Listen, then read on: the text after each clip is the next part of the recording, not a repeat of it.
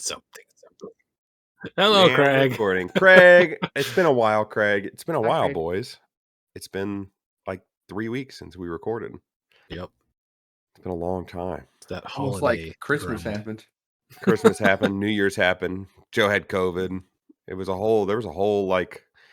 a cavalcade of coincidences that all happened in a row. Indeed. But now we're back. It's Christmas time. Don't record. Can't record on Christmas time or the after Christmas time. Around Christmas time. Anyways, we're Holidays. back. We're back with an easy episode, I think. Well, easy for me. Easy just because it's normal talk about stuff instead of me research stuff. What episodes have been difficult? I mean, Listen, come some of on. some of them you have to do a lot more reading for, and this one I already kind of knew most of the things. So I didn't have to do a ton of read reading. for like 30 minutes, dude. I know it's tough. Dang. Creating the subclass and creating the spells, that took a lot more work than Creating the subclass took me, I think, 35 minutes. it's the anticipation of doing it, you know. It's because Eric doesn't do anything until it's the last minute. He just thinks about it and he's like, crap, I gotta do it. Crap. Okay, I did it. Let's go. I have a really complete idea by the time I start. So when I start, I'm like, all right, I know exactly what I'm doing. I am a procrastinator for sure. It's one of my worst features. It's one of my worst traits. Anyways, sometimes it can be great.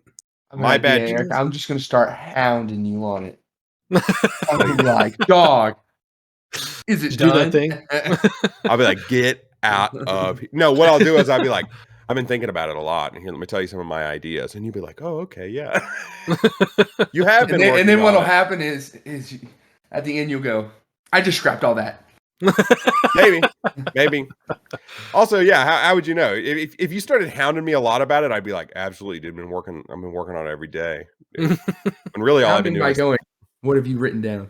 that's a bad no. You can't be doing that because I think about it every day, but I like the idea tweaks every day.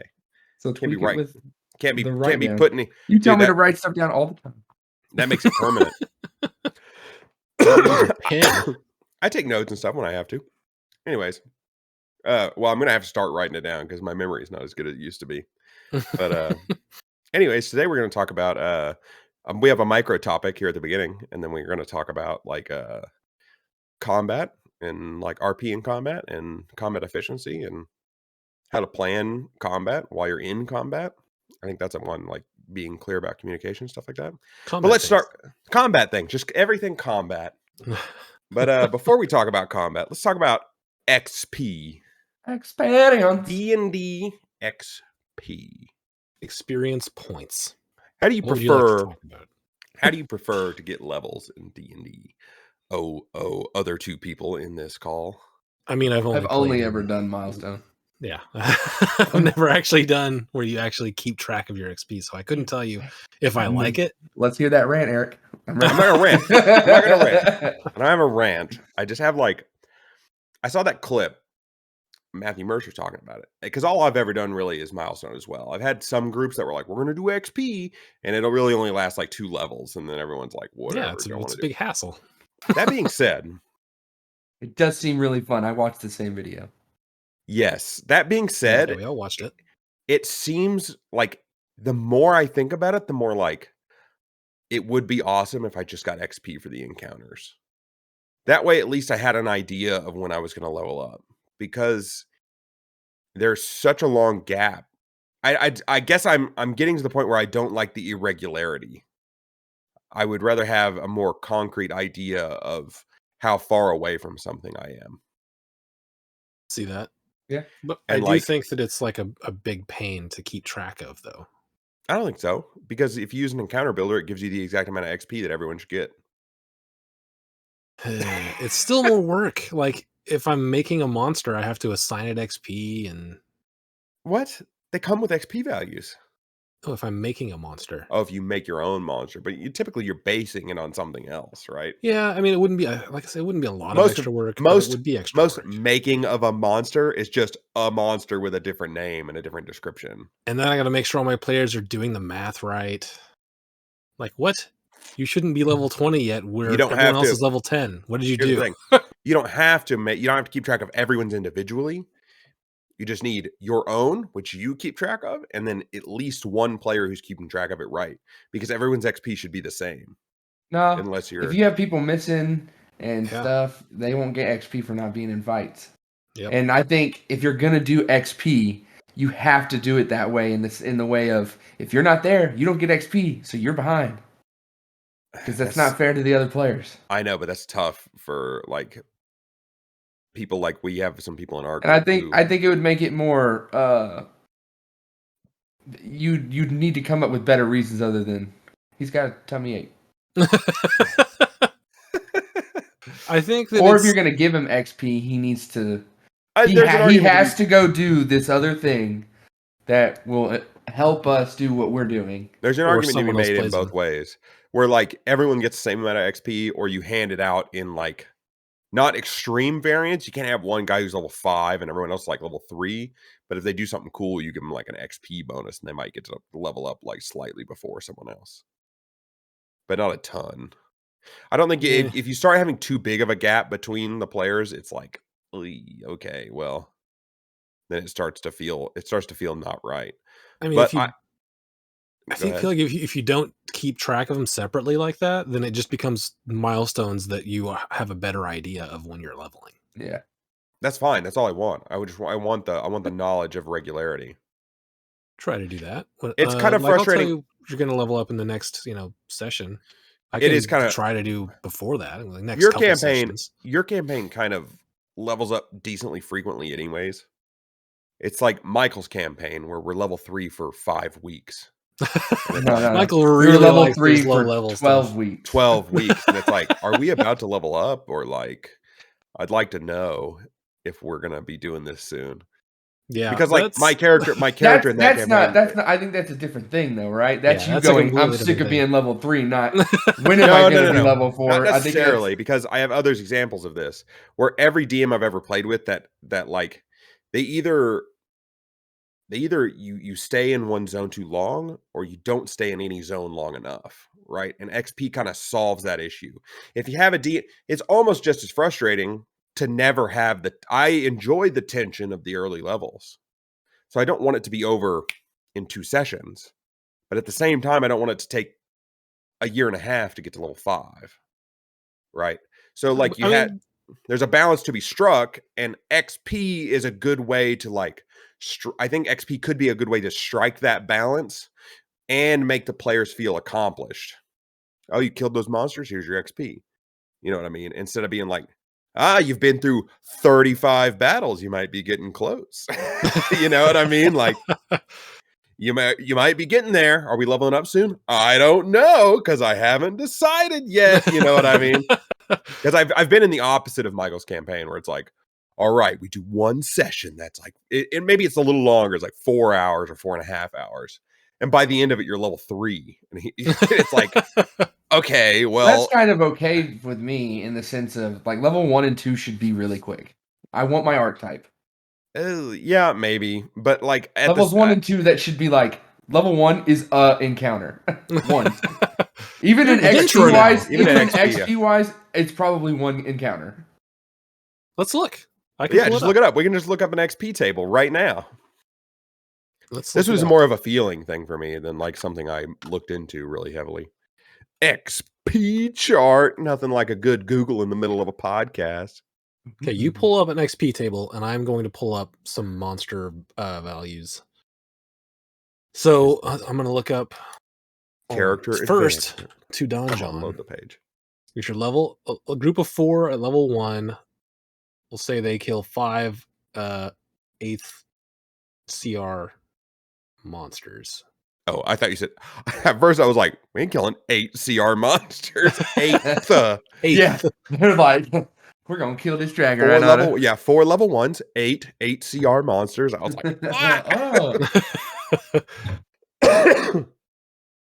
how much XP is that? An 8th level monster is 25 XP. So 5 of them is 125 XP, split 4 ways, which is roughly 30. We'll say. Okay, it takes 300 XP to get to level 2. Holy crap, that's a long way. Okay, couple fights. That's a lot of fights. That's 10 fights at Yeah. that pace. That's a couple of sessions. At least 10 fights? Yeah. And it goes up Jeez. to 900 XP for level 3. I don't think we've ever even come close to averaging 5 fights a session. No. At best, one huge fight, Yeah. right? Fights take a long time when you have a lot of players. Yep. I don't expect. Here's the thing. The pace feels about right to me. And it doesn't start getting absurd until you're in the higher levels. That's where But it should take a long time to But then level. again, you get a lot more XP, right? Let's say we're level 5 and we're going to go to level 6. Give me a level 5 encounter Okay, and so tell me how level much 5, XP. 4 players. We'll say you fight 4 CR3 monsters. Yeah. I'll only get 4, so it's easy with a party of 4. It's to split. That's one. Yeah. Yeah. Level 3 is 700 XP, so it'll be 700 apiece. Be 700 apiece. Yep. Okay, so you're level 5. You're brand new level 5. You have 6,500 XP. You need to get to 14,000 to get to level 6. So wait, what was the numbers again? It was 14,000 minus what? 6,500. I was You're about gonna to do need that. But I didn't. 7,500. 7,500 divided by 700 is about 10. Yeah, it's about 10 fights, roughly 11 fights. Now, I wonder if that scales all the way through. Yeah, I know. Not every fight's going to be that difficult. Yeah. So, but that's an average. That's a pretty average fight. Yeah. I wonder if it scales that way all the way. Do we want to do one more just like higher level just to see if it still scales that way? sure. Do a level 14. 14 to 15? 14 to 15. Okay, so we'll do CR6 then for 4 of those. What's the number we're looking to get? You'll need 25,000 XP to level up from 14 to 15. 25,000? Yeah. Okay, a 6 CR monster is going to give you 2,300. So divided by 2,300. Hey, look, just under 11 fights. That's about perfect, I think. I think that's a good pace. That's long enough to get to know the characters at every level, but also not so long that you get tired of the things that you're doing. I had never actually looked into that, so Yep, that was good. it's about 10 fights per level, roughly. That's good. 12, I think that's 10 to 12, we'll say. Man, Now, that seems being- like a slog.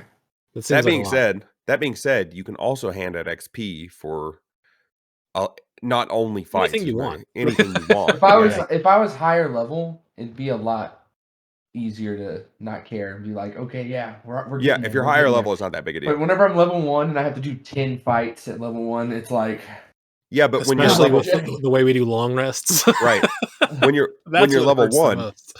when you're level 1, you would be handing out XP more often for smaller things because that experience of doing a smaller thing is bigger for your character, right?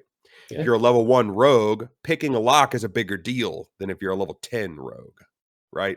So you would hand out more XP for the picking of the lock or whatever. right? Or of like good RP or like following a thread and completing a mission or whatever. Oh, you turned like World of Warcraft thing. You turned in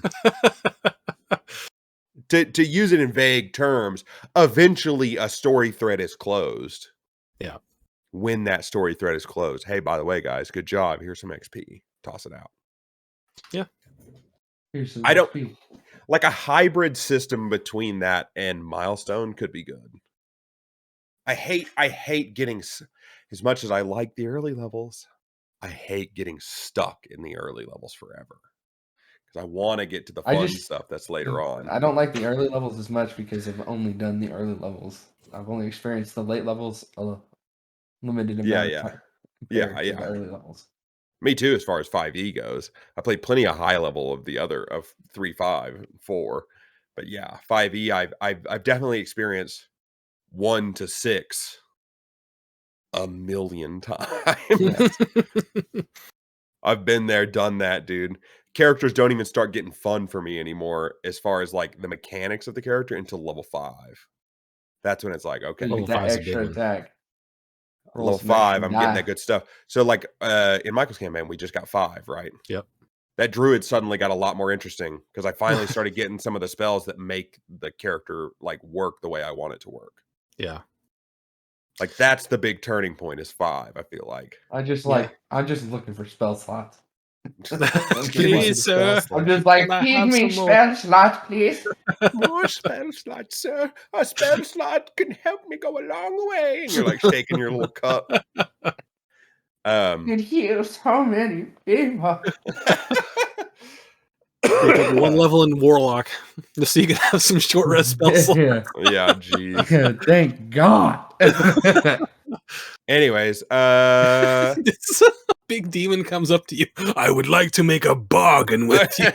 you're asking for a spell slot. I'm in. Thank God. I've been waiting for you for so long, man. You don't even know. Yes, the answer is yes. Yes, I need a contract with the devil. My God's really dropping the ball here. Maybe I should rethink this. The devil shows up and you go, no, I was looking for the old one. Ooh. Anyways, let's move on to combat, shall we? Well, give me a conclusion for XP first. My conclusion is I would love to try. I wanted to bring it up as a topic more to like get it in you guys' head because the more I can like spread this mind virus, you know what I mean? Hey guys, you heard about this thing called XP? We should try it. And then I pitch it a little bit, and you're like, I don't know. And then like I poke a little more, and I'm like, come on, maybe it'll be good. Maybe you want to do some math? Everyone loves doing that. And then we work it in, and I infect you with that mind virus. And the more people I can infect with that mind virus, the more likely it is to happen in these D&D sessions we play. Yeah. And with how readily available calculators are, it's pretty easy. What? You have a calculator? I do all my math in my head. It's part of my write stuff down policy. Yeah, that's right. It's all in the vault. I don't know. You got notes on your phone, dude. You can just store it right there. You don't need yeah, you're right. Yeah. I have so many notes on my phone now. It got out of hand. I had to start organizing my notes in my phone. I had to have like folders and subfolders. I feel like an old man. Oh man. I feel like an old man. I spent my whole life just like, I can memorize all this, no problem. I'll just memorize this. And now I'm like, fuck, I had an awesome thought yesterday and it's gone. It's gone forever. It's never coming back. It's not even like it'll loop back around where I'm like, oh yeah, that's what I was thinking about. If I have an awesome thought and it goes, sometimes it just that hard drive's full. You're working on RAM now. Yeah, dude. I'm at the point where I feel like I got maybe 1 or 2 more, maybe one, maybe 2 like topics that I can become a true like expert on. You know what I mean? I've got a few in the bank, but not many more are gonna fit in there. I'm running out of space up there. This is just, you know what? This is just turning into the story time episode again. I think that like the good portion of my brain hard drive space is just being able to recognize cars. Well, I mean, there's a huge portion of my brain hard drive space that is being able to recognize music, being able to recognize songs within the first second. There's always that. Yeah. There's always something. Joe's got sports on lock, dude. He's also got movies. I got sports, movies, and music, and they're not all 100%, but they're pretty good. Dude, your sports knowledge is honestly unfucking real. AJ's is unreal. Oh, really? Mine's good. AJ's is unreal. AJ's like encyclopedic. That's how I am with cars. I could do it with old video game consoles too, but that's just because I watched a lot of content. And for some weird reason, I'm good at guessing ages of celebrities. A real marketable skill. I think that's what I put on my resume. I can guess your age within 2 years, guaranteed, as long as you're famous. Like, what? And then one meeting, someone's like, how old is Brad Pitt? And you're like, it's my fucking day. Yeah. All right. I've got this one, boys. I knew, you know why you hired me. This is the one thing I've done all year. Someone else Googles it before you can respond. Oh. No, this is You're what waiting for happens the is you point. say it and they go, "You sure?" And then Yeah. they look it up and okay, yeah, you're pretty close. 1 year. Cool. Awesome. He's pretty close. He's pretty close within like a year. Yeah, bad memory. Man, I'm getting old, dude. I'm 40 now. Oh, dude, I know. I was thinking this is going to be a general. God, man. Anyways, I was thinking about that with my brother the other day. I was like, God damn, he's 40. Yeah. I was like, fuck, dude. I remember when I was 20, I was thinking, damn, he's old. He's 30. Now I'm 30 and I'm like, it's going to keep happening. God damn, he's getting old. He's 40. And when I'm 40, I'm going to be like, God damn, they're getting old. They're 50, dude. They're not 40 anymore, dude. I'm still all doing the all right. way. Damn. Yeah, Isaac's getting them grays good, coming in real good. Give You it can another see it. 10. Give it The another shine, 10. the shine from your monitor really accentuates the I'm grays. going to be like Doctor Strange pretty soon. I don't have any grays yet. I'm doing all right so far. All right. Back on topic. Just so you know, it's fun being 20. You're not 20. You're not 10 years 27 younger in than the me, 20s. dickhead. In the 20s. Sorry. You sound like me when I was 27 and like huffing the copium. You're like, I'm still young, motherfucker. I'm like, I'm 48. fucker. I still got 2 years. I'm fucking young, dude. I promise. I'm young. I do young stuff. I do. I go to movies and I wear t-shirts. I do young things. I promise. I'm still hip with the kids. I read about the newest memes. I don't get mad at made up words yet.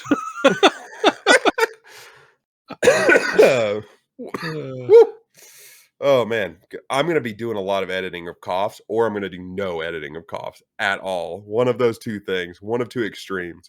I bet it's the second one. Yeah, unless you have a coughing fit at some point. Yeah. And then it's going to be the first one. Here's what's going to happen. Coughs. What? I'm going to get this cough out of here.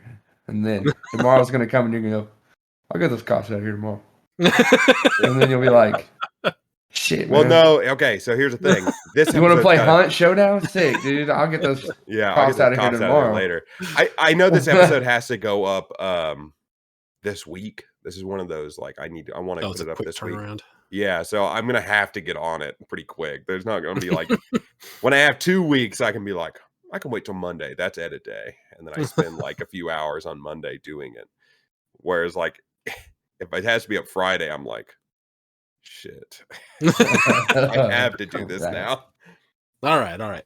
We're doing what, combat? What do you want to talk about specifically? Okay, combat? I want to talk about a couple of things. I'm gonna have to cut down that last part. Is what I'm gonna have to do. That's the real editing that's gonna have to happen. I want to talk about combat for a couple of reasons. One, just like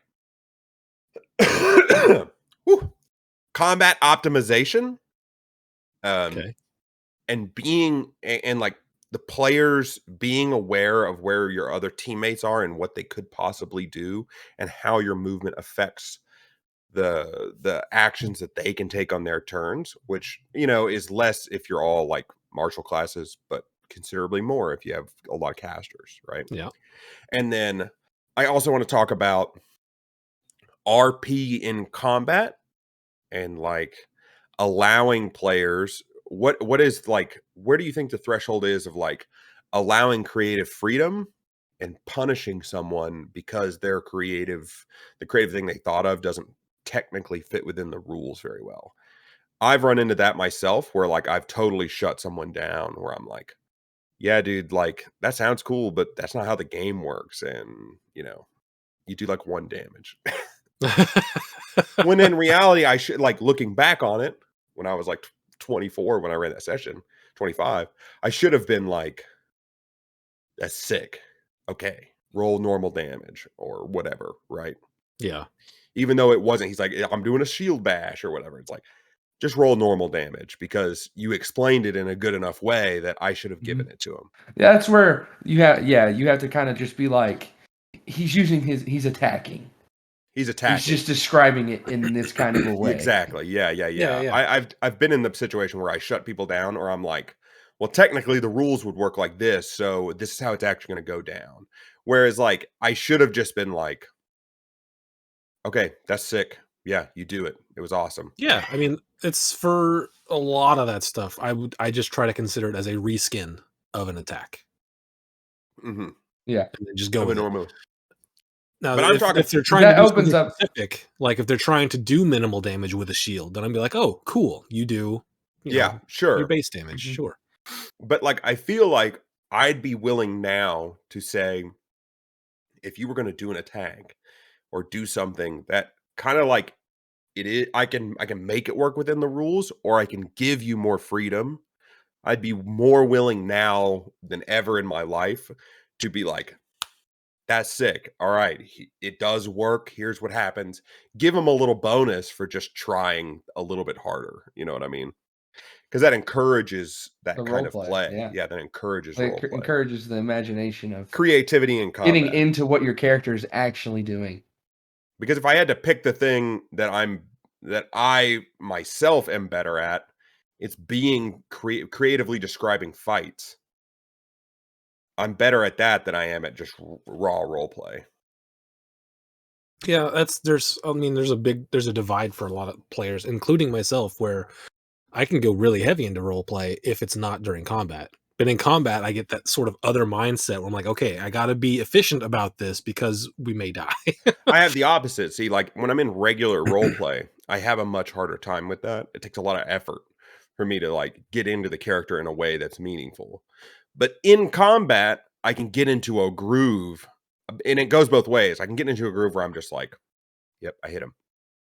What gets me into the groove of yep, I hit him over and over again is me trying multiple times to do something cool and it never working out. And then I'm just like, okay, I rolled a hit. Okay, I Yeah. rolled a hit. Yeah. But It I happens mean, like once or twice and you go, and I okay, mean, I just hit him. you can't be epic all the time, right? You're not gonna pull off your epic triple backflip head slash every single turn. But if you roll a nat 20, yeah. Or describe what if you you do. just or you describe something cool. I think yeah. that would be a big helpful improvement is like instead of doing crit cards or something like that, if you roll a crit, describe what you do and we'll see what happens. Maybe you get an extra Yeah. Instead whatever. of a crit card, if you can describe something awesome, I'll give you that You get to effect. describe something awesome, that's how you get your double damage. Or that's how you get your, cut the tendon in their leg, and that gets rid of half their movement. You know cut what I off a mean? tendril of an octopus or something. Yeah, whatever it is. Yeah. I think that kind of stuff needs to be more. I think combat needs to be more open in the way that regular role play is open. Even though regular role play is obviously more freeform than the combat, because the combat has true written rules, which we'll Yep. get to. And obviously RP is just like whatever, really. You know what I mean? Yeah, and you can do a lot of RP in combat by words Words. by just describing the way you're doing stuff. Like, I mean, Liam O'Brien is particularly good at it. Yeah. Was that on Critical Role? Yeah. So Okay. when in campaign 2, he played a wizard, and he would I wish he was still a caster. he would describe, because different spells have different components, and he would like describe how he uses that component to do the spell.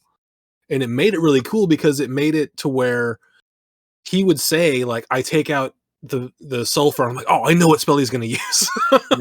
Yeah. And he's a martial class right now, and the way he's describing that is also It's wonderful. really cool. Yeah. He talks about like the way that he flourishes the blade when he swings it, and the way he like does. It's really cool. It's something that I would like to get a little better at. That is being able to describe combat, I feel, is like a developed skill for sure. Knowing how combat flows, I'm not particularly good at it. I'd love it. But it's only just like it's just years of being in it. You know what I mean? I think that I try to do it. I try to describe. If you things. add just a little tiny reward aspect to it, yeah, it would will really make encourage people. Really want to do it. Like, say you roll a crit, so you get to describe something. All your teammates see that you did this amazing thing. Maybe they get an inspiration. They get a D4 on their next roll, or they get a inspiration die. Something that could be another way to like. I think that would be a really cool way to impact combat. Like, if you're fighting this big, huge octopus thing, and you run up and you slice off a tendril, people would be like, "Oh, You roll a right, crit, yeah, or whatever. Even if it's not a crit, if it has the potential to help your teammates via like inspiration die, yeah." that'd be awesome. That'd be a good way to reward good description as well. We're just Yeah. talking positive reinforcement right now. It's Yeah. essentially all I'm getting at, I think. I like the idea of having to do that, but then like I don't want to step on the toes of other classes either. Like if there's a bard in your party and you're just handing out the thing that he does, that feels bad for the bard. But Inspiration dice only if are it's built like a into the crit. game Like you have to roll a natural 20 and do something and awesome. then describe something that Sure. is like, okay, yeah, that's awesome. You do Is that. it called inspiration in 5e? Inspiration is just giving you advantage in 5e. Yeah, but I mean like on the character sheet there's a place for it, right? Yep. It's called inspiration. Yeah, okay. Inspiration die, which never get used in the way outside of having a bard, right? Well, it's different. Bardic inspiration is different than inspiration. So there you go. There's no conflict at all. Handing Well, out an because what you were just inspiration die. describing is more like Oh, yeah, bardic sorry. inspiration. But Inspiration is just you can use it and you get advantage on whatever. in the roll. same way, a bard could do something amazing and then say, I'm casting in bardic inspiration. And then maybe you every now and then, if it's sick enough and unique enough, they don't just get the bardic inspiration die, they get a regular inspiration die. And that incentivizes the bard to describe what he's doing more, even if it's just in like a support role. Because I know we've been talking about combat stuff in particular, but you could flourish a heal. You could flourish playing the lute. Yeah, sure. I mean, anything. You sung songs, and then I like honestly, that's sick. The only thing that my only complaint is no way that fits in 6 seconds, but it was still cool. Yeah, it was awesome. Well, It's I got cool. one more week of it. I got one more week where my round of combat takes 15 seconds instead of it. Everyone in combat just stops and goes, "Let's listen to this song real quick." Well, I thought about that and I was like, well, I could be like playing the intro on the guitar as someone else is going, and then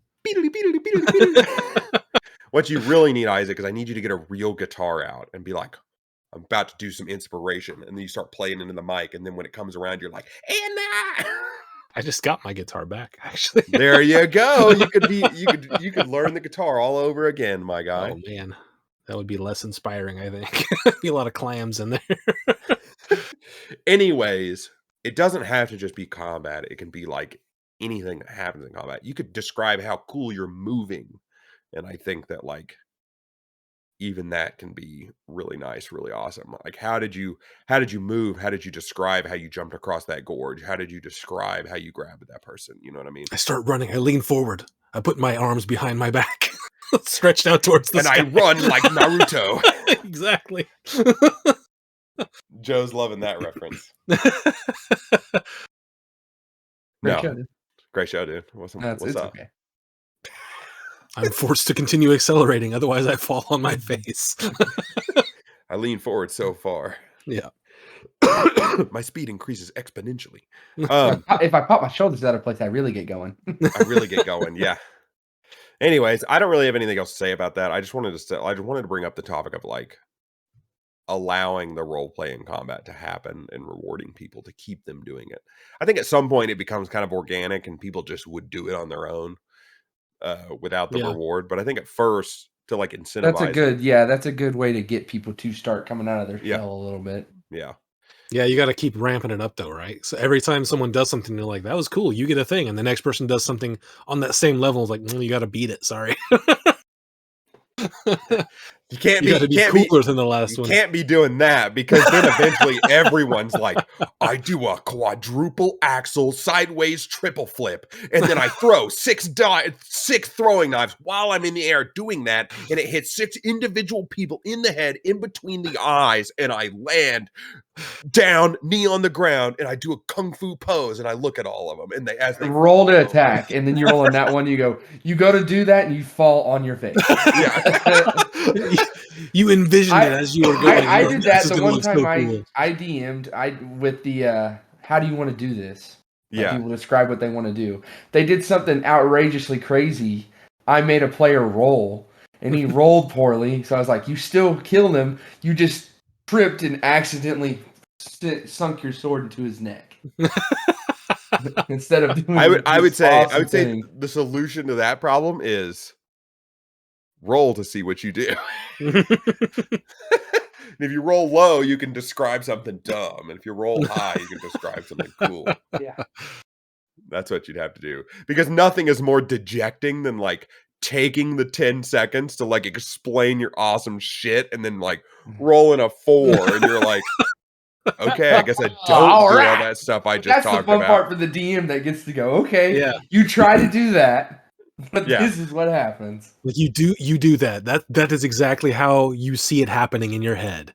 Yeah. But everyone else, this is what they see. Yeah. Yeah. I want that Zack You Snyder you slow-mo. land and you're doing this and everyone else is going, what? There's a lens flare in the background. Anyways, that's mostly what I had to say about RP in combat. If you guys want to add anything to that. I like it. Like I said, I really want to get better at that, doing basically what Liam O'Brien does. I think he's very good at it. All right. But yeah. Do we want to talk about some of the interesting things in actions in combat? Let's do it. All right. Actions in combat, guys. I'll tell you one thing about combat before we move on. Yeah. I miss rolling for initiative and going in an order. Oh, really? I kind of do too, but I do.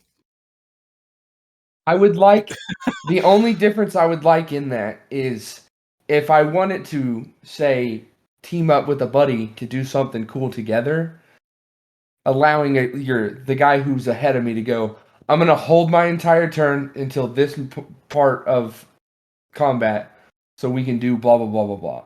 I will. That way you can move it around that way, but you have a set in stone every time. I'm going here. I'm going here. I'm going here because.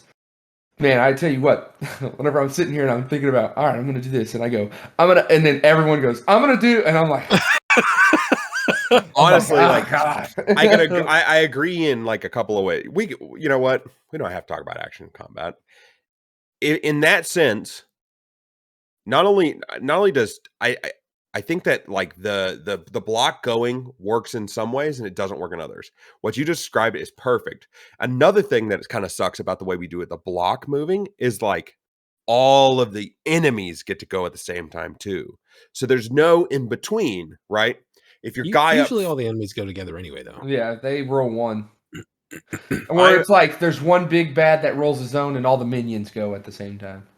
I'm thinking more like the way it used to be done when I started. Each thing has its own initiative. Do you imagine that combat with David?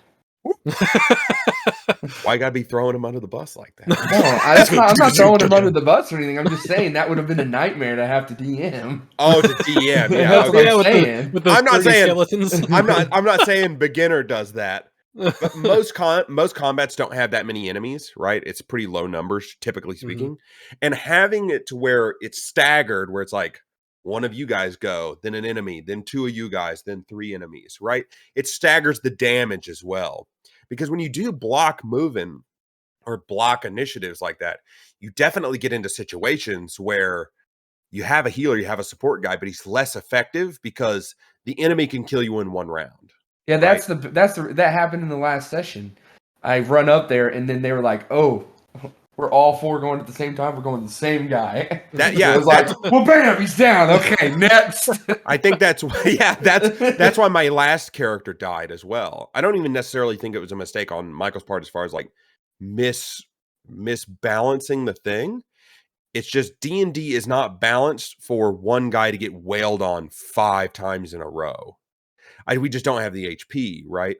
If it had been a normal thing where one lizard man comes up and stabs me and then it's my turn again, I have time to either like do something, move away, have something else, or one of my teammates, if I get hit twice and then my healer is up, he could toss me a heal and then I'm topped up and ready for some more damage. I can stay in combat. Yeah, exactly. Where when you do it in the blocks and the way that we do it, you get situations like that where like one dude just is in kind of a bad position, or the enemy or the DM just decides randomly almost sometimes, or maybe it's tactically that, it'd be smart for all of them to attack this guy. Maybe that is smart, Maybe that is what they do. But the game isn't balanced correctly for like, I was an artificer. I had 30 health. No way I could take, 6 shots in one round. You know what I mean? Yeah. It just wasn't, it's not feasible for a character of that level to take that many hits in one round. And it's the same thing. And it allows and on top of that, sorry, it allows your support players to be more useful in combat instead of like, okay, well, I'm just going to wait around until someone gets absolutely waylaid. And then by the time someone takes 10 attacks in a row, your 5 or 10 HP heal is like, thanks, but I'm still dead next round. Because they're all still surrounding me. Yeah, because I can't go anywhere, and I'm just going to get just absolutely pumped. They're going to run a train on me again next turn, and there's nothing I can do, right? Yeah. Denied. I think I like if we were going to make another change, I'd want to that's another one that I would advocate for, is like going back to a true initiative system where it's not just all the monsters go, then it's you guys. It's like individual initiatives for each thing. Does having block initiative speed up combat? Absolutely. Oh yeah, for sure. But block also combat what can has help negative speed up other combat ways. in that sense is like, if whenever your turn comes up, you have a timer. You got 30 seconds to say what you're going to do. That's another thing. You can't sit there and just go, when we're in combat, he did, about the only time for 5 minutes. Yeah. About the only time I have to pause when it's my turn, because I've been thinking about my turn the whole time. And so it moves into your AoE, and you're like, wow, that's about the only thing. And that's another thing I wanted to talk about, which is like being aware of the people that are in your group and playing to the advantages of your group. Because there have been plenty of situations where like I'm sitting there going, and I could speak up, but that's almost metagaming, right? If I say, don't do that, and it's not my turn to speak. But as like a martial player, you also need to know, like, my buddy in the back there, these guys are grouped, and his turn is in an order well enough that he could get these guys before they spread out. If I am going to go up and attack, I'm going to do it in a way that he can still hit most of them with his spell, the most possible. That's where you gotta, I think, role playing would help a ton. Not only role playing, but your characters talk about what they do, how they attack, how they do combat. If they were characters, I don't even think it needs to be role played. It can be implied via the technicalities of the game. Because if you're implying, especially if you've been adventuring for a while, because if you're casting fireballs, typically your group's been together for a little while, right? Unless they started at that level. But by that point, you've done enough fights together, you mechanically know how everyone's class works, generally speaking, what they're going to do on average, right? Yeah. And if you have a big AoE guy, you need to play around that. And if you have a little roguey guy, it goes the same way for the caster. I can't be casting a wall that screws the whole fight. You know what I mean? I need to be strategic about my play in the same way that a martial class needs to be strategic about their play. And I took that into consideration so much when I played like Finn, my sorcerer. I only tried to cast spells that either maximize my damage output while minimizing harm to my allies, or if I was going to split them, I split them in a way that allowed the party to still work synergistically.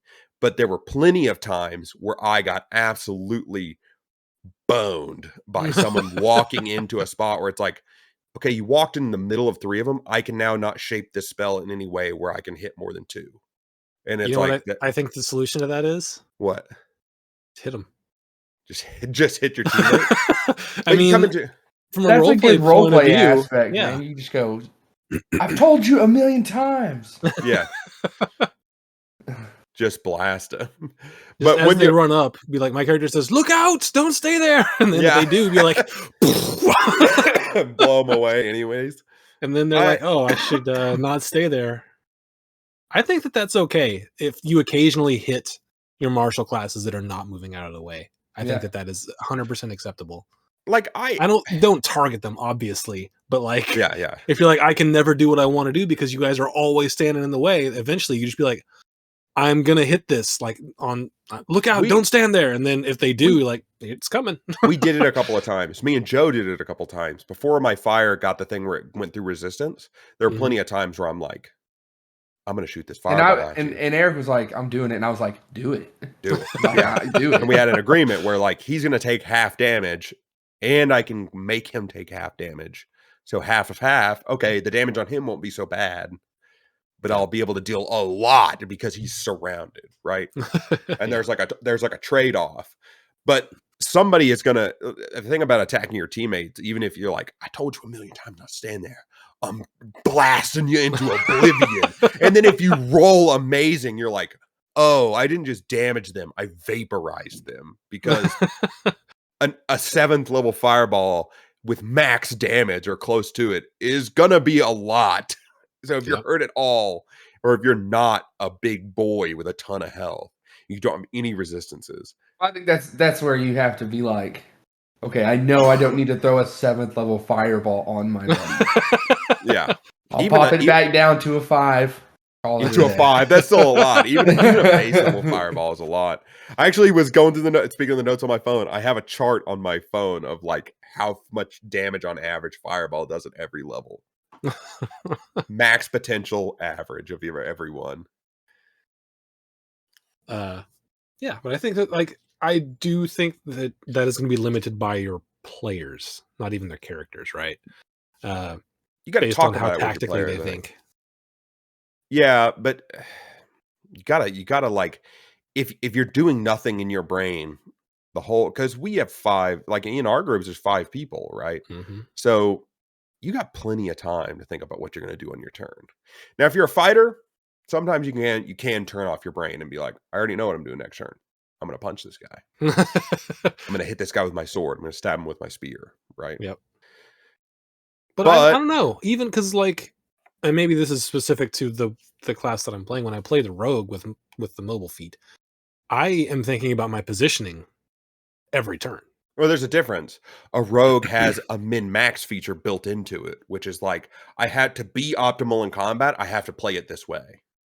The way you built your character, there is an optimal way to play. And like, I know you're not a big min-max guy, but in combat, you play like a min-maxer. Yeah, absolutely. I mean, because I would because expect you want everyone to have that. You want to have the most impact possible. Now, I don't expect everyone to min-max in the way that I min-max, or even in the way that you min-max, right? Like doing kind of a similar sequence of events, but like that optimize your damage. If you're not that kind of player, fine. If you want to just stab stuff.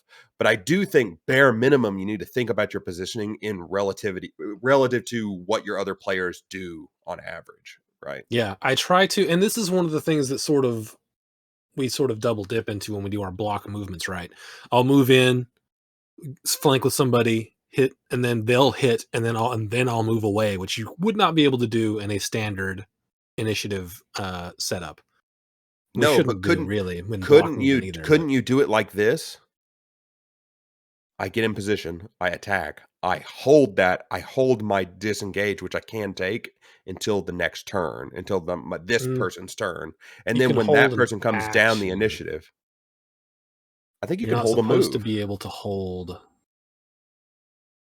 movement. I read ready. Sometimes you want to first you decide what the pursuit circumstance will trigger, and then you choose the action you will take in response to that trigger.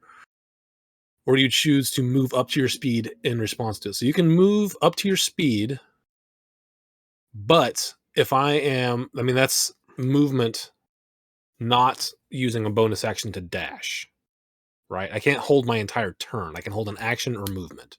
But you can dash as a bonus action, right?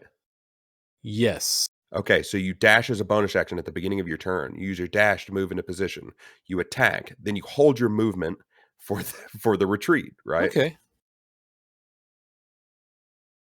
Yeah. Because you get a free disengage. But generally I don't do that. Generally I use my bonus action at the end of my turn to hide. But what is hide? Is hide a thing? It's like it's a being out of line of sight. It's like not having sight on the creature anymore. You have to it's a stealth roll. Do you have to hide? Yeah. that rogues specifically can do it as a bonus action because I'm that's not how the saying class works. you wouldn't maybe be able to do it every turn the way you do it now, Yeah. but you could do it occasionally, and that could even balance that part out. Like the benefit of that doesn't outweigh, I don't think, the negatives. Yeah. And I like Creatively, the sort of the way that I wrote the character of my rogue is that he was going to be jumping in and out of combat because he's like a street kid. yeah, Like he's just like, and quick, real quick, and then get out of the sure. way. Sure. And that totally works. But it works within the base turn system, and it allows more creativity from other players, and it allows players to have their moment. When everyone goes at the same time, like Joe was saying earlier, it can feel like, I'm going to do this epic thing, okay, and then you get cut off. Yeah. Or You you go to have start doing something and everybody's going, it's my turn. Yeah. Or this is what happens. Somebody ends their turn and everybody goes, Yeah. Oh. Can I go next? Can I go next? Okay, good. So, appeal to reason, I think we should go back to a true turn-by-turn initiative, because in situations where there's a lot of enemies, we can do the block thing, right? There's 30 enemies that are going to die in one hit each. Yeah, I don't want to go back and forth 20 times. I But just if want it's the consistency of knowing I'm going after this person. if it's a 4 or 5 people, I would like, enemy, me, 2 enemies, 2 allies. And that balances things a Yeah, little I think better. we need to like what's the optimal combat scenario where you would use block versus when you think you should use standard. Block over a standard. Well, just either or, like, because I feel like there are good situations to use both, but I'm trying to think of them. I'm not okay. I'm the worst person to ask for this because I min-max for damage. I like doing damage. I gain great pleasure from doing damage. So I would almost always choose to take the damage than to take a block action. No, not. I mean, like the block initiative versus standard initiative. Oh, sorry. My bad. The only situation I think that a block initiative. You know what? I changed my mind as I was saying it. I don't think that there is. Now that we've done it, I liked it at first. Done it a while, and the more I think about it, the more I'm like, there is no good scenario for block initiative. Yeah. If you that's have a how I fight, am. that has 50 enemies in it, you need to have a separate large combat system, which they exist. Third-party systems exist. If you want to have a large combat, you need to have a large combat system and play it completely differently than regular combat. And if you want to and normal combat should be initiative, just normal initiative based. What Does it about slow the pace? Yeah, absolutely. But what about a difference in like a trivial fight versus a fight that's going to be tough? Like you're going to the big bad's lair, right? But before you get there, there's a bunch of little minions that you got to deal with. Now they're not going to be difficult, but they're designed to like maybe eat a spell slot or two, right? how many minions are there? 10, we'll say. But they're not high CR. They're like you can kill those with a fireball or two. Okay. In that And scenario, this sort of gets into like combat design too, because like the purpose of this combat would essentially be, well, let's not have you full strength going into the big bad guy. Let's have you down a couple spell slots. in that scenario, you want to have 10 plus enemies. You pair them. Initiative order like normal, but they go 2 at a time instead of 1 at a time. That cuts the initiative order in half and makes it more balanced like a regular initiative. And But you still don't think block is. Yeah, I still don't like block. I don't think Okay. block becomes relevant until you're up to like 25, 30 enemies. 20 plus enemies would be a good time for block. But at the same time, I'm going back to what I said earlier. Even 20, I made this analogy in your campaign, actually. I can stomp a rat to death in one hit. But I can't stomp 1,000 of them before they eat my eyeballs out. And that's the problem you run into. If 30, little goblins with a pencil in their hand come up and start Look what happened to stabbing David. Yeah. Start coming up to stab. That's where the quote came from. Yeah, that's where the quote came from. Start stabbing at my ankles. Yeah, sure. On my turn, I can go whack, whack, whack and kill 3 of them instantly, right? doesn't change the fact that they're going to turn my ankles into mincemeat in one turn, right? Yeah, It's I'm my thinking volume more. of attack. Yeah, I'm thinking more along the lines of just like to speed a combat, because block combat is great for speeding combat There's along. large scale encounter rules. I don't know if there is in 5e officially, but there is large scale encounter rules in like older editions and especially third party rule changes. That's at the hex side of like a battle mat, which I know you've never used. Well, you might have used it coming over to mats a couple of Yeah, times. I used it.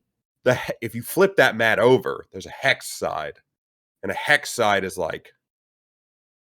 way bigger than a regular square. It can be like 50 feet per one or 30 feet per one.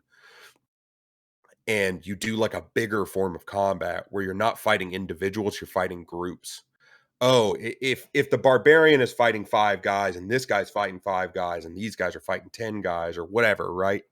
You do one big thing where you like do some like opposed rolls or something like that, and you go, okay, well, you're this much more powerful, so they get 2 hits on you based on these rolls. They hit you twice, but you kill 4 of them. Yeah, and I'm not even talking about so much like the fairness of block combat for large groups of enemies, so much as I am saying, do you think that it would be do you think you would consider using a block initiative for combats that are more trivial just to speed them along? So you're not spending a long amount of time doing a combat that should resolve pretty quickly. I think that the pairing solves that issue, because if we're going to fight 10 sprites and they're going to take maybe 2 hits each, is what you were describing. Mhm. One fireball to start a combat, boom, they're all already half dead. If it's going to take Well, one hit after that, sure, but what I'm saying is, like, if your wizard rolls a 1 on initiative, he's gotta wait for every other person in your party to go first. That's the part of the block combat that is sped up, right? It's like the stuff that, like, your wizard can go first if it's all AoE.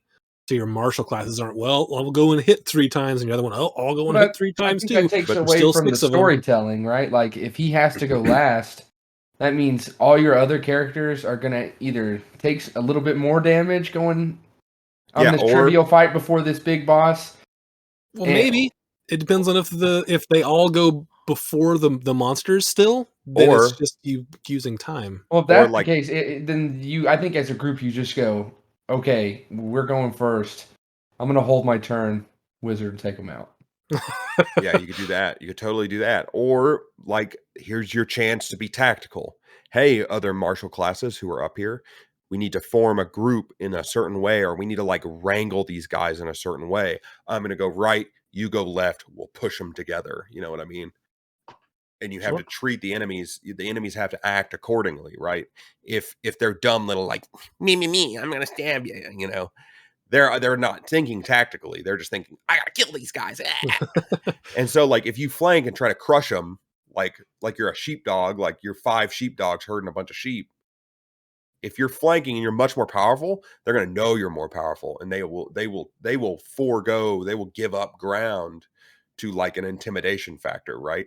And then there's the tactical part of it. I'm grouping these guys up because I know my wizard's at the end, and I know that he can blast these guys with minimal damage to us.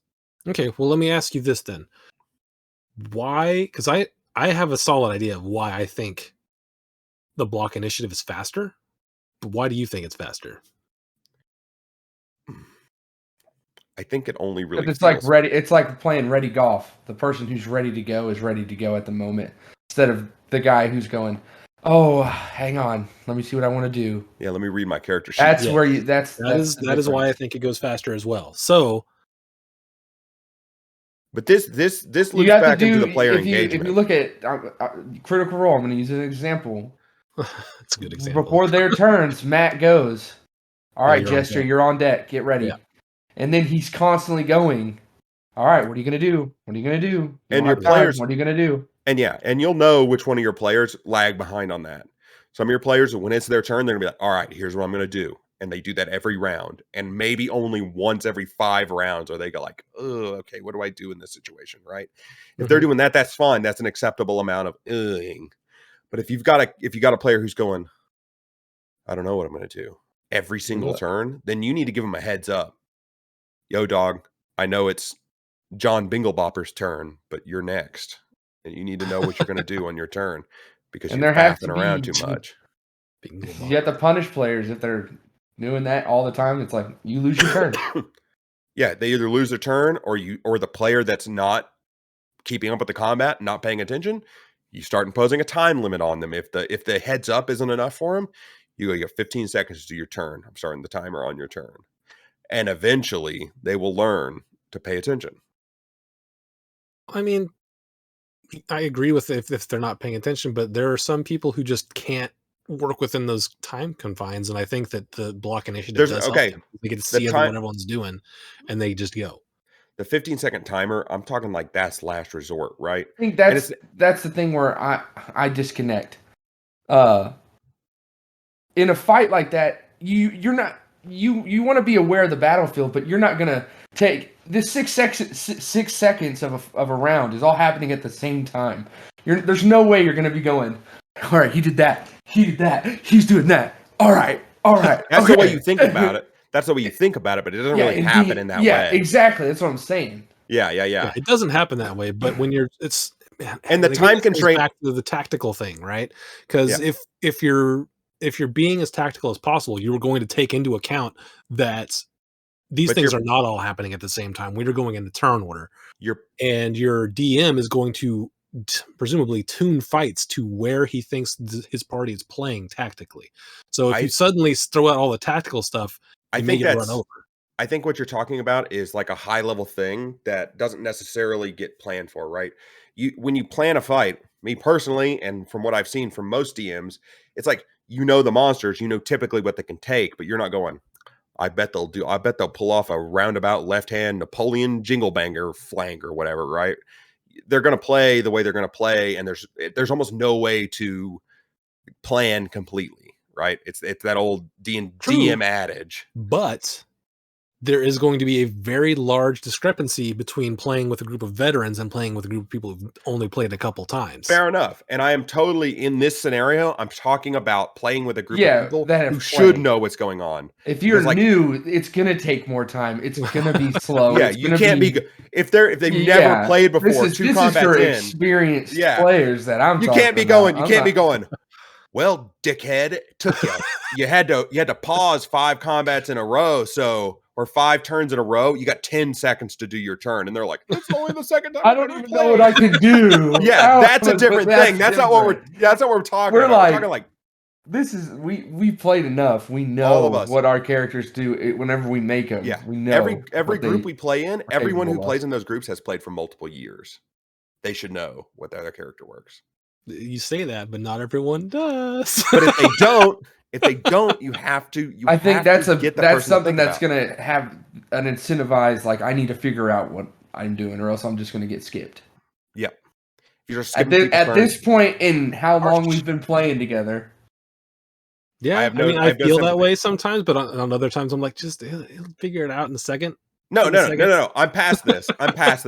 We have too much experience to be doing this kind of thing, because like, if you don't know what your character does and you're taking 5, 10, 15 seconds every turn trying to decide what you're doing, it's not like if I impose a time I'm okay with 30 seconds. I'm okay with 30 minutes. 30 minutes a turn. You just take all time. Next week, it's all your right. turn. If you're sitting there for 30 seconds going, okay, I could do this, I can do this, I'm going to do this. That's fine. And then I can do that. But if you're going 45 to a minute, and you're going, let me see what this does. And it's not like okay. It's not like when if you're forming a plot, it's something. But whenever it's just like, and then at the end of it, you go, I hit him with my axe. Yeah. It's like, what? It took you that? I don't know. Some people their brains work differently. Like, Ashley Johnson takes forever on her turns every time. She's been playing for a long time. It's not like that when your turn pops up, that's all the time you had to plan. Like, it's not like it's been sprung upon you. If you were paying attention, you had everyone else's turn to figure out what you were going to do.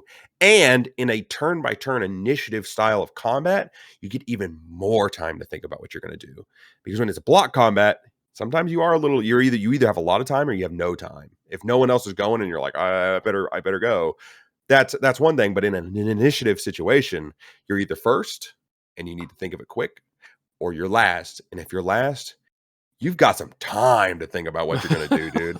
And if you're a fighter, it's not like you have a myriad of options, right? If you're not a caster class, your options are pretty limited. We're not playing 4D chess. You just need to choose whether you're going to shoot a bow from here or there, who you're going to cast Hex on. And then, like, if you're a fighter, you need to decide, am I going to punch this guy twice, or I'm going to punch him once and punch the guy next to him once? Or do I need to position over here? That's it's not like you're not everyone needs to be tactical god, but yeah, just have a backup plan at least. If you're thinking of something tactical all the way up to your turn, and then it turns out, oh shit, the way that guy moved really screwed up my whole thing. Your backup plan is, I'm just going to punch this guy a couple of times. Don't get me wrong. I know there's going to be times where you get screwed right before your turn pops up, and you you have to go, I need a second. Give me a minute. I get that every now and again, but like every single turn, it's like, have that backup firebolt ready, dude. Your Ray of Frost. If your AoE got screwed and there's no optimal way to do it, don't sit there for a minute. Just go, look at it, go, okay, he moved that way. And even if it's a move, the move's the first thing they do. If they move and you know it screwed you, you have their whole turn, then a little bit of time at the beginning of your turn to decide what you're going to do. And if it just works out that the AoE is not going to work, you got to be like, all right, well, here comes a firebolt. Okay. Line up a couple of things. Sure. Use the line tool. If I'm going to use Agonazar Scorcher or like Lightning Bolt, I'm lining it up and I'm going, here's the optimal way to cast them. If I'm using a Fireball, is something that Tailspire is a real good thing for, because you can be doing those things on anyone else's turn. Whereas in person, I don't know. You can do it in person, but you can it's do a it little in more person. difficult, I would imagine. If you're doing Theater of the Mind, it's hard. Yeah. If you're playing with miniatures, then it's no different than Tailspire. I played on a battle mat with miniatures where the map was drawn with wet erase marker for years, and it works just fine. The only difference is that the maps don't look as good and all the enemies look the same. And that happens in Tailspire. Okay. Yeah, I guess. I mean, well, I guess the benefit in Tailspire is you have the measuring tools that are exact, right? Yeah, but in a game of D&D, like, I had a ruler, I had a tape measure, like a loose tape. Oh, okay. I could very easily, while it's someone else's turn, just reach out and like set the line. Or even like, if you're playing at a tabletop, you know what you have? A pin. You set the pin on the mat in front of you, the pin's 15 feet long. And you go over the top of the minis and you go, that's 3 in a line right there, baby. Like, it's not rocket science. It's just like, it's a different mindset, maybe, if you're not used to playing in person. But Tailspire didn't like revolutionize the game. It's always been that way. It's just like having the willingness and paying attention enough to like stick with it. It's the same thing. And we're talking about combat, but this applies to role play as well. You can't role play effectively if you're scrolling Twitter when it's not when you're not talking. You know what I mean? Yeah. Because someone goes, so what do you think about that? And you're like, and you go, I think that's great. That sounds awesome. You should whatever you just said, I think it is the best plan I've ever heard in my life. All right. Because you can't be going, what was the plan? Unless your character is that character, I guess. Yeah, you could totally do that. I'm just absent-minded, you know. But if you're doing this the whole time, and then suddenly you're like, what's going on? It made sense. Like, my character that died, my thing was that when I wasn't talking, like when you guys were doing talking stuff, I was drawing in my notebook. So when you asked my opinion, I would have to be like, I was kind of engaged. What were we talking about? Oh, yes. Okay. Yeah. Let me give you my opinion on that. All right. Did you want to touch on the action and combat? Well, we ate up all the action and combat time. Okay. I didn't know if you were going to edit out any of the story time. Sorry. Even if we edit out, I think even if I edit out the story time, we're still enough over that it was. Yeah. All right. There's actually, you know what? I'll touch on a couple of things. Okay. I'll touch on move. The amount of things you can do in a move, I think, was really interesting when I read over this again, which I haven't done in a really long time. And then there was one other thing that I can't remember. Maybe we do cover this in its own like episode. Encumbered? No, not encumbered. No. Do you have something to say What about was it? encumbered? What was Humbling. it was a word similar to that. I was like, I'll remind you about the thing, and then I forgot what it Oh, was. okay. Two things. Yeah, tumbling. Tumbling is one. Encumbered, tumble. That's what was stored in a similar place in my brain. Tumbling through someone's square. I think it's totally fine to use acrobatics in the way to tumble through an enemy square. And I don't remember what I was going to say earlier because I didn't write it down. See, it's one of the we were just talking. We talked about It's gone. It's gone. The idea I think had there's certain classes too where you just. I think a monk should just. They can go. They can go. Yeah, it's a they monk. can jump. Oh, here's maybe what I was a going to say rogue about too. They're agile. That's what they do. Thanks for saying monk. Here's my opinion on tumbling through someone's square. When you think about combat in the term of squares, and the game, to be fair, the game is balanced in the term of a square, right? But if I'm standing up, if I'm squared up with you fighting you, I do not occupy a 5-foot square. I'm not a dresser. I'm a person. I'm not a fridge in front of you. There's plenty of leeway space for you to move through my square in an actual fight. And yeah, the balancing, I mean, it's balanced, obviously, like you said, but the idea is taking a roll to do it. You can move with the person that's trying to pass you, right? Yes, but within 5 feet. When you tumble, let's say you take a tumble, and we did some of this in my martial arts class tonight that I do before we record. Like entering someone's space, you make that space. And by rolling a die for a tumble or an attack, like you could specify an attack. When I attack him, I don't just want to hit him. I'm trying to create some space. Or I'm going to use part of my attack I'm going to use part of my movement to create a space. Or I'm going to tumble to create some space. Because the piece does not take up 5 foot unless you're fighting a gelatinous cube, you know. I'll disengage, son. Or you could I mean, obviously it's balanced that way, right? Because there are rules that you can shove people. Yeah. You can move people. Yeah. Sure. But I don't think allowing an acrobatics check or a dex check to tumble through someone's square breaks the balance of the game. Yeah, I think we do it okay. Yeah, I think we do it as an action. So you do sacrifice, and I think that's fair. The other thing through a square. The other thing I want to talk about is search. The search action. Did you know about the search action? I mean, I only recently realized that it's like a typical action based on I had forgotten about this stuff. The last time I read Actions in Combat was when the Player's Handbook came out. And I was reading it again and I was like, search. Whether it's a perception or an investigation is the DM's choice, not the player's choice. Mm-hmm. So instead of saying, I'm investigating this place, you say, I'm going to search this place. And that removes the ambiguity of whether you should be using perception or investigation. I think that is actually a very important thing that we should talk about in our groups. All the way back to episode 1 of this, right? Did we talk about it? Perception versus investigation. Investigation, yeah. There's that is the first episode. You're right. If I'd have known about this back then, I would have just been like, this is the solution to that problem. The ambiguity, I don't like the ambiguity around like, I want to look around this room. And they're like, all right. And you're like, all right, I guess I'll roll perception. All right, well, you don't really find it. Okay, I guess I'll roll investigation.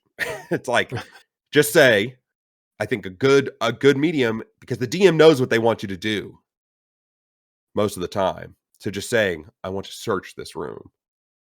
Yeah, I mean, we kind of already do that, I feel like. I have changed the way I feel about the way I use investigation. Yeah. And I think I've talked to you a little bit about it, but perception is whether you can see something, and investigation is what you make of it. So if you see if you're like, I go into this room, I want to search for traps, you can make an investigation because you if you're an investigator, you know where to look and what to look for. If you're going to go in there as a perception and say, I want to look for traps, you say, oh, you can make a perception check. You're just looking around the room, and if something pops out at you, then you're like, oh, geez, I see that thing over there. But I feel like investigation is more of I'm looking in the specific spot yeah, where I know a trap would be. where I think a trap would be. Yeah, where a trap would be best served in this room. Because being able to spot something quickly at a glance and being able to draw lines in between and investigate something Yeah. are two different skill sets. I think that's where you would make like that perception roll is going to be a way higher DC than that investigation roll. Yeah, and that's why I say whenever I give players the option between two checks, like you can make a perception or investigation, your choice. Depending on what you roll, you may get different information. Huh. I agree with that. I don't know if I like that or if I just want to say, or you just say, you search the room. Well, I'll the big search thing, the room. like if we're using traps as an example, if you're just looking for traps and you go, okay, you see that there is something over here. Whereas if you were investigating, you would see you found the trap. You found what it is the and initial what it thing does. is, I walk in here, I want to search for some traps. Roll perception, roll investigation. You make the call right there.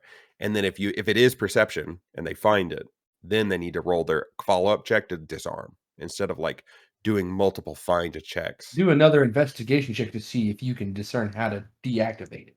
But Whereas then it should I just want be you already got it, you know where yeah. it is. I Tell wanna- your rogue about it and let him find it. Yeah, yeah. Let him deal with it. I want to search this room for traps. You roll high. Okay, you find a trap. Then the next roll is like a disarm trap roll, not a let me investigate this trap. I feel like you could do an investigation, especially if it's like, oh, your person with really high perception walks in and looks over the room. If it's something, and then they tell the rogue, and the rogue, I'm gonna be like, make an investigation check for the rogue, see if you can figure out how this works.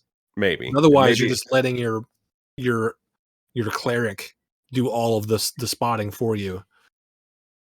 I mean, you are in that scenario as well. Because the cleric walks in and goes, there it is. Now, and like, if the trap is a series of levers and ropes that go around the room, you can investigate how to disarm And that, right? I think that's something too where that gives your group two opportunities, but only two Yeah, people only get two. to go. You can't be One stacking gets to perceive and one gets to investigate. Yeah, You can't be going like, all right, everybody, I rolled like crap. Somebody else roll. Yeah, That's I the don't stuff like that's that. got to Yeah, stop. I don't want We that. gotta be like, no, We not gotta move everybody on. gets to roll perception. You're not paying attention. First person came in there and they thought that there was nothing there, and they told you as much. There's no reason for you to be like, well, I don't believe you. Yeah. Maybe in the beginning you can let them be like, I don't believe you. But if you've been together a while, you trust this guy. Yeah. You're not so skeptical all the time. Yeah. And to bring back the thing where I let players decide, it's I've used it less on perception investigation. I tend to use it more on like history or religion, and you'll get different information. Just differently that's fine. flavored. History and religion's fine because like those are different things, and you could Arcana. glean. If you're a history expert, you're not necessarily a religion expert. Yeah. And vice versa. Yep. And Arcana fits into that too. Just because you're really traps good at traps are still hard. traps are still hard. I don't think you can find 5 people that all agree wholeheartedly on how traps should be. On how traps should be. We did a whole episode on traps. Check it out. Yep. Well, Perception anyways, versus investigation and traps. It always comes back. It always comes back. It always comes back. Well, we didn't really touch on a full go through of the actions and combat, which I still think we could do that. That'd be one of those informational episodes, like a subclass breakdown. There you This was more freeform, and I like that a lot. But that's the end of this one, everyone. Thanks for listening. Thanks for tuning in again. Hopefully, no more extended breaks in the near future. So, go. Stay bye. healthy. Stay healthy. We all gotta stay healthy. Get the fuck out of here, Craig. It was me. I hit the wrong button. Perfect. Craig. Craig, he made me do it.